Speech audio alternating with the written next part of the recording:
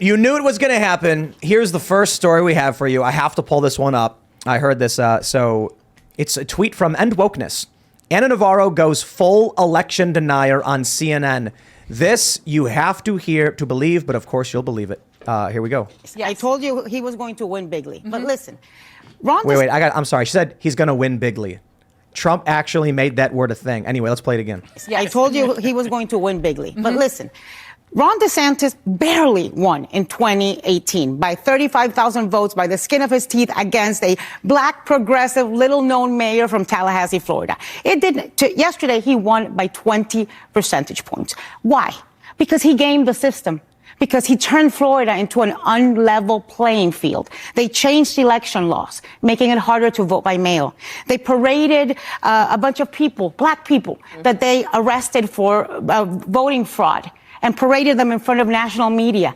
He created an election police. He also, I told you he was going to. He created an election police. He paraded people who were arrested for fraud. He made it harder to vote by mail.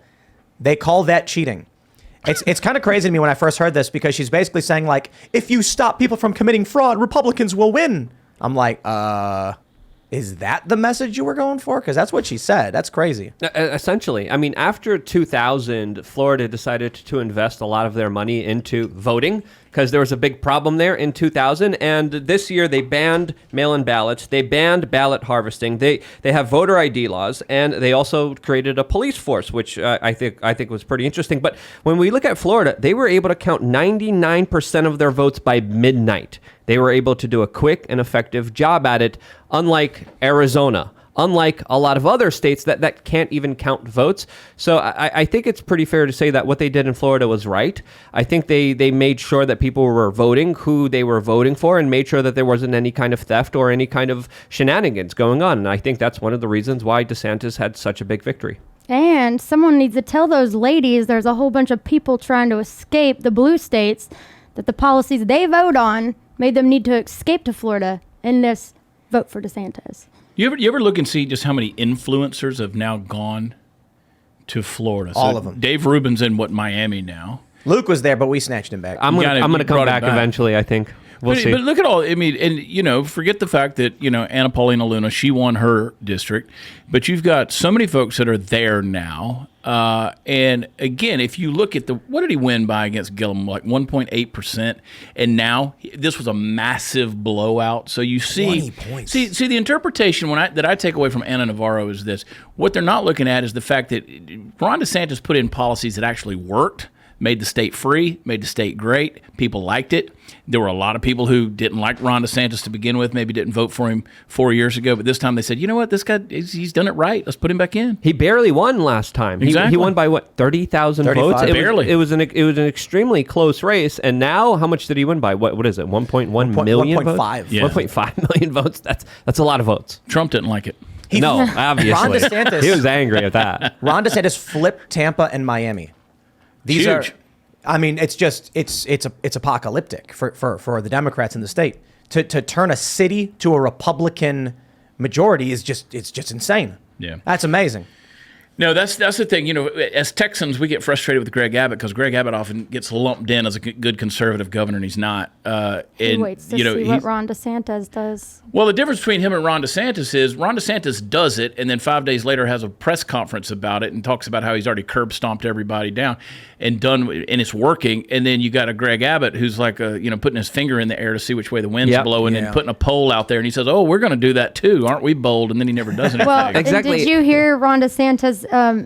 His speech he gave that night, I swear I was wondering if that was a swipe at Abbott, because he mentioned all the people that just poll before they make decisions, and he said he makes decisions. I said that's Abbott. Greg Abbott spends $25,000 a week on polls.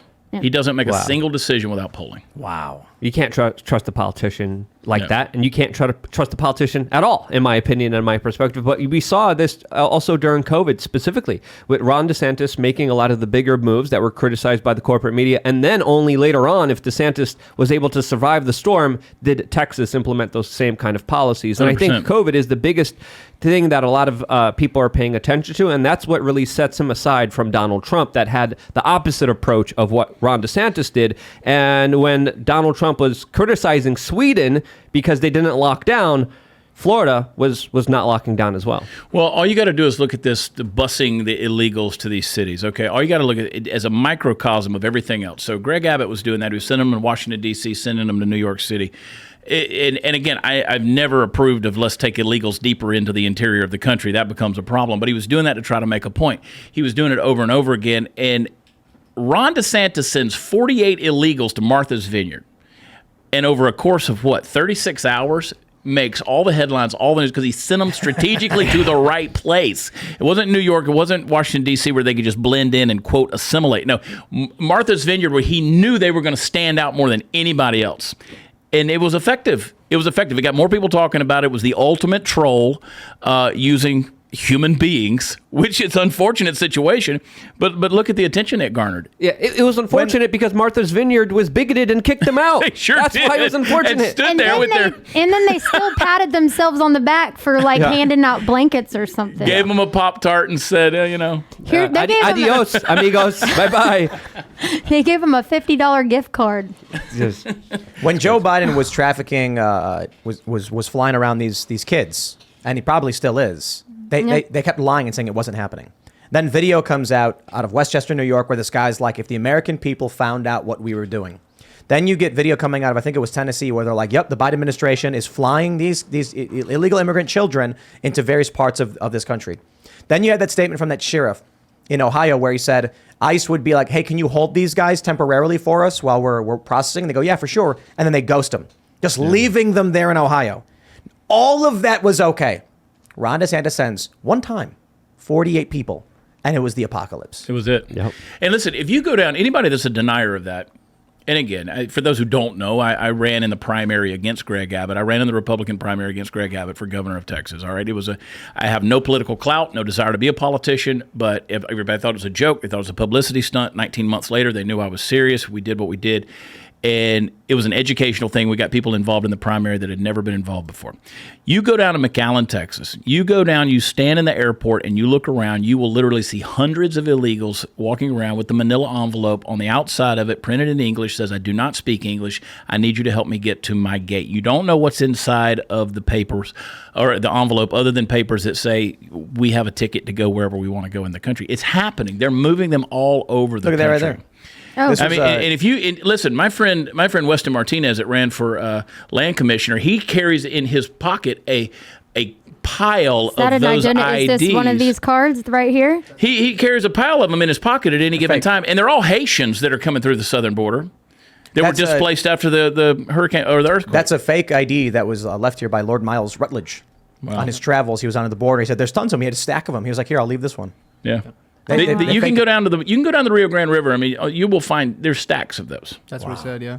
Well, and the funny thing is like, they're going to try to, like I said, they pat themselves on the back for welcoming them, but they don't even understand the bigger reason why you want the border closed is not only for us because we can't house them just like you couldn't in Martha's Vineyard, but it's also completely dangerous. Like there's been record numbers of illegal aliens die this year under the Biden administration. It's unsafe for them too. It creates crime here. But if you have a heart for illegals, which I always am trying to appeal to people and telling them why we want the border closed. But I want to point this out too. I just went and saw Wakanda Forever, Black Panther 2. I told you guys about it. I'm not going to spoil it because I know a lot of people may want to go see it. I thought the movie was enjoyable, and it was also one of the most extremely racist films. Mm-hmm. I mean, it's crazy. The first Black Panther was an ethno-nationalist versus like an ethno-supremacist. That was the first Black Panther. The reason I'm bringing this up in this context, because I will give you guys a little bit of a spoiler.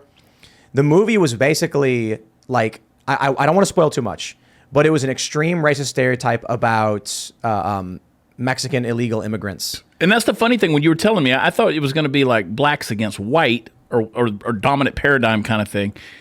Totally, that's a turn I didn't expect. Yeah, if you watch the trailer, you will see that there's two characters. There's, T'Challa has passed away. That's in the trailer. Everyone knows that because Chadwick Boseman passed. Rest in peace.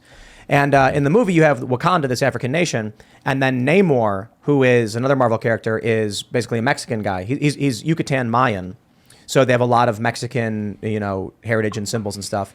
And this is what the movie's about. If you watch the trailer, you can basically understand, without me spoiling anything, that I can't get into it without spoiling a key component of the film, but holy, was it like an overt message about Mexicans and South American illegal immigrants. And I was just like, yikes, man. Like that. Wow. And I'm sure a bunch of woke people are going to celebrate it.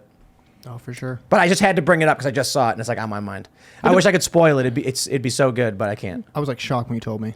Yeah. It was wild. Did you see it? No, I didn't see it. I just I heard didn't everyone see talk it. about it. I came in like we were in the car coming back from it, and just like that whole movie. Oh man, I can't spoil it. I just wish I could, but It's wild. It's wild. It's like Donald Trump is probably sitting there pointing his finger like that Leonardo DiCaprio, like that. Y'all ever follow? There's a guy on Instagram. I follow his. He takes the old like Justice League comics. His name's Ace Vane. He takes the old Justice I've League seen comics and he does the voiceovers. Yeah, I think I've seen But it's like he's black, right? And it's very much, so they capture Aquaman, and I'm not going to give this away. I'm going to do this creatively. They capture Aquaman. They got him in like a cage, and he's like, oh, I'm going to do some medieval shit on this dude. And he's like, what are you going to do to him, man? He goes, I'm going to drown him. It's like, what? So you telling me that story reminded me a little bit of that, and of course, yeah. When folks see the movie, they'll know they know exactly. 6 months, you can reveal it. It's crazy that we've got in politics the border is such a big issue, and then you literally have this movie. I'll say this thing. I'll say one thing. It's not a spoiler. It's in the trailer. In the trailer, there is a scene showing the Mexican water people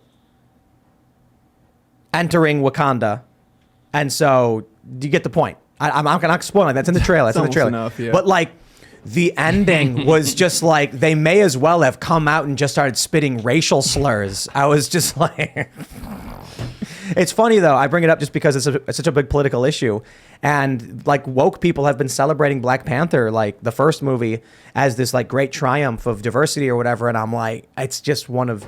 Like the whole thing is racial stereotypes. This is not a spoiler; it's just a scene in the movie. The Wakandans are using computer controls by banging on drums, and I'm like, it was just way over the top. No condom forever. Thanks for watching this clip from the Timcast IRL podcast. Hang out with us live Monday through Friday at 8 p.m.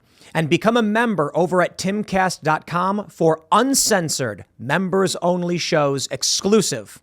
Thanks for hanging out, and we'll see you all next time.